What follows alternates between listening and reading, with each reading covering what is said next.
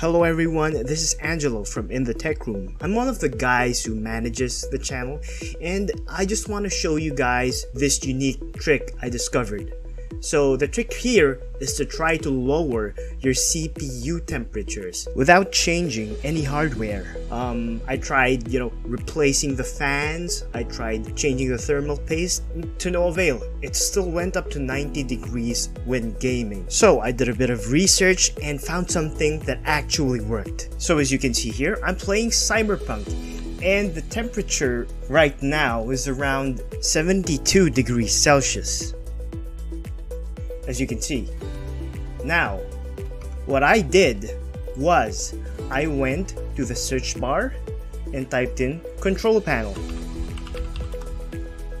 Alright, click on control panel, go to hardware and sound, go to power options, and as you can see, there's the preferred plans: balanced, high performance, and power saving.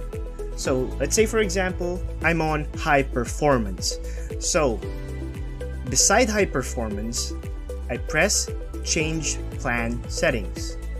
Then I go to change advanced power settings, and then I scroll down, click the plus button on processor power management, click on the plus button on both minimum processor state and maximum processor state, and whatever percentage it has there, turn them both to 99%. Click on apply. In that exact moment, the temperatures will go down. It was running at 70, 71 degrees, but now it's 10 degrees cooler. And I know what you're thinking. How about gaming performance? Would it affect the gaming performance? Well, actually, it will affect the gaming performance, obviously. But that percentage from 100 to 99% is so small, you'll barely feel any performance dips. Now, just in case you see your processor still running at, let's say, 80 degrees Celsius, you can lower that percentage down to 98 or 97, all the way down to 90%.